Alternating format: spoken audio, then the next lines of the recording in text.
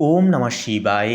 নমস্কার প্রিয় দর্শক বন্ধুগণ, মিথুন রাশি তথা মিথুন লগ্নের জাতক জাতিকাদের ক্ষেত্রে এই চলরত জানুয়ারি মাসের 24শে জানুয়ারি থেকে 28শে জানুয়ারি এই যে সময়কালটা মিথুন লগ্নের ক্ষেত্রে এক সাফল্য মর্যাদার সময় হবে।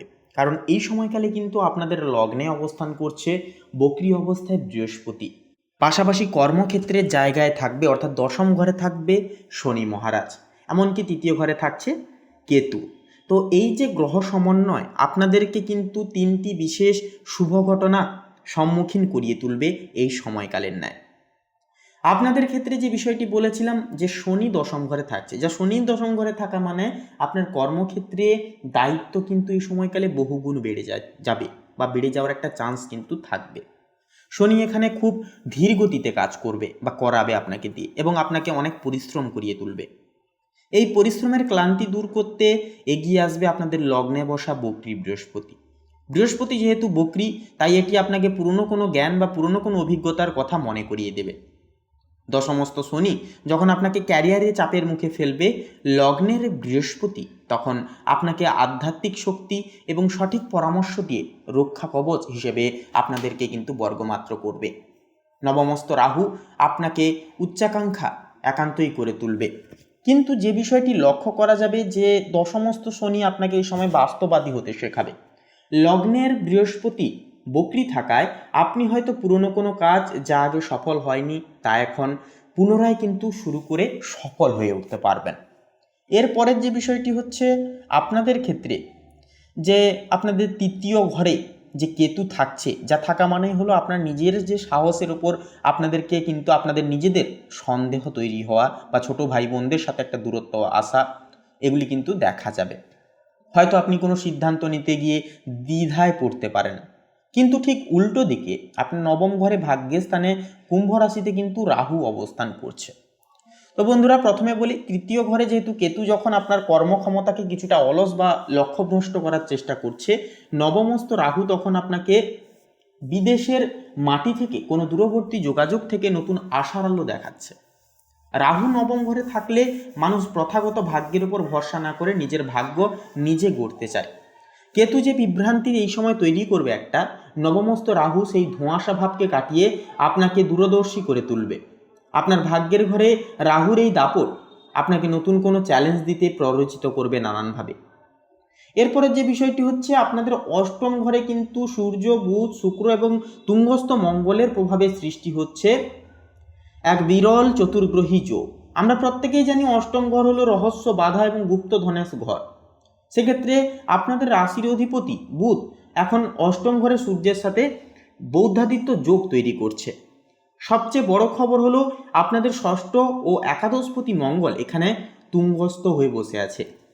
সেক্ষেত্রে বলাই যেতে পারে অষ্টম ঘরের লগ্নপতি বুধ এবং তুঙ্গস্থ মঙ্গলের উপস্থিতি নির্দেশ করে যে আপনার দৈনন্দিন কাজে কিছু অনাকাঙ্ক্ষিত বাধা আসতে পারে বা হঠাৎ করে কোনো পুরনো স্বাস্থ্য সমস্যা কিন্তু একটা মাথাচাড়া দিতে পারে।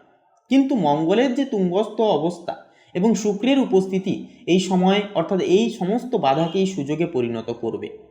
এটি নির্দেশ করে যে কোনো পৈতৃক সম্পত্তি বা বীমা থেকে হঠাৎ অর্থপ্রাপ্তি একটা ঘটতে পারে। অষ্টমস্ত মঙ্গলের চতুর্থ দৃষ্টি একাদশ ঘরের ওপর থাকায় আপনি কঠিন পরিশ্রমের মাধ্যমে হারানো টাকা উদ্ধার করতে পারবেন। কেতু যে যোগাযোগের অভাব তৈরি করবে, অষ্টমস্ত বুধ ও শুক্র আপনাকে সূক্ষ্ম বুদ্ধির মাধ্যমে সেই সমস্ত সমস্যার সমাধান আপনাদেরকে পাইয়ে দেবে। এরপরের যে বিষয়টি হচ্ছে এই সময়কালে যে দেখা যাচ্ছে আপনাদের ক্ষেত্রে আপনাদের ক্যারিয়ার এবং শত্রু দমনে তুঙ্গস্থ মঙ্গলের অজেয় শক্তি একটা কিন্তু কাজ করবে। মিথুন রাশির জন্য অষ্টমস্ত মঙ্গল অশুভ হলেও যেহেতু সে তুঙ্গস্থ, তাই তার নেতিবাচক প্রভাব কিন্তু কমে গেছে। মঙ্গলের সপ্তম একটা দৃষ্টি আপনার দ্বিতীয় ঘরে ধন ও পরিবারের উপর কিন্তু পড়ছে। এর ফলে আপনার কথাবার্তায় কিছুটা রুক্ষতা ভাব আসতে পারে, যা কেতুর প্রভাবে ছোট ভাই বোন বা প্রতিবেশীদের সাথে একটা বিবাদ এটা কিন্তু তৈরি করতে পারে। তার পাশাপাশি যে বিষয়টি দেখা যাবে যে আপনারা বন্ধুরা এই সময় কিন্তু বন্ধু মহল থেকে বিশেষ কিছু সহযোগিতার আপনারা কিন্তু পেতে পারবেন। সহযোগিতার হাত বাড়িয়ে দেবে আপনার বন্ধু বান্ধবগণ। অষ্টমস্ত মঙ্গল শত্রুদের দমন করতে সিদ্ধহস্ত হবে। দশমস্ত শনি এবং অষ্টমস্ত মঙ্গলের এই সম্মিলিত শক্তি নির্দেশ করে যে কর্মক্ষেত্রে আপনার পিছনে যারা ষড়যন্ত্র আপনাদের বিরুদ্ধে করছে তারা আপনার সাহসের কাছে একান্তই হার মানবে। বৌদ্ধাদিত্য যোগের কারণে আপনার বুদ্ধিমত্তা হবে অত্যন্ত তীক্ষ্ণময় এবং গভীর, যা দিয়ে আপনি জটিল সমস্যার সহজ সমাধান বের করে উঠতে পারবেন। অষ্টমস্ত শুক্র আপনাকে বিলাসিতার প্রতি টান দিলেও লগ্নস্থ বৃহস্পতি আপনাকে সংযমী হতে অনেকখানি সহযোগিতা করবে। এরপরের একটাই কথা বলবো, আপনারা যারা ছাত্রছাত্রীরা রয়েছেন এই সময়কালে কিন্তু মানসিক ডিস্ট্র্যাকশন হওয়া, মানসিক নানান রকম সমস্যায় ভোগা কিন্তু একান্ত একটা দেখা যাবে। কেতু যেহেতু অর্থাৎ দেবগুরু বৃহস্পতি যেহেতু আপনাদের লগ্নে বিরাজ করছে, তাই একান্তই কিন্তু পড়াশোনার দিক থেকে কিন্তু একটা বিচ্যুত হয়ে পড়া বা পড়াশোনায় মনোযোগী না হওয়া, এই সমস্ত সমস্যা কিন্তু দেখা যাবে। সেক্ষেত্রে এই সমস্ত প্রভাবগুলি কাটাতে, প্রশমিত করতে এবং পড়াশোনায় মনোযোগী স্থাপন করবার্থে একান্তই বলবো আপনারা অবশ্যই প্রত্যেক বৃহস্পতিবার হলুদ রঙের বস্ত্র ধারণ করুন কিংবা সবুজ রঙের বস্ত্র ধারণ করুন, গুরুজনদের সম্মান করুন, শিক্ষক শিক্ষিকাদের বিশেষ কিছু পরামর্শ এই সময় মানার চেষ্টা করুন এবং একটুকু কষ্ট করে পড়াশোনার প্রতি মনোযোগ ধরে রাখবার চেষ্টা করুন। অনলাইন প্ল্যাটফর্ম অর্থাৎ রাহু কেতুর সংযোগ থেকে যতটা পারবেন দূরে থাকার চেষ্টা করুন। রাহু কেতু কিন্তু নানান রকমভাবে বিভ্রান্তি সৃষ্টি করতে পারে এবং পড়াশোনায় কিন্তু ব্যাঘাত ঘটাতে পারে। তাই বলবো রাহু কেতুর প্রকোপ থেকে আপনারা একান্তই দূরে দূরে থাকুন, অনলাইন প্ল্যাটফর্ম থেকে যতটা পারবেন দূরে থাকুন, আপনারা পড়াশোনায় মনোযোগী হন, গুরুজনদের কথাবার্তায় সম্মান দিয়ে চলুন, দেখবেন জীবনটাকে কিন্তু নতুনভাবে সুপরিগঠিত করতে পারবেন, পড়াশোনায় মনোযোগী হয়ে চলতে পারবেন আপনারা। তো একটাই কথা বলবো, এই যে বিষয়গুলি একটুকু লক্ষ্য করে চলুন।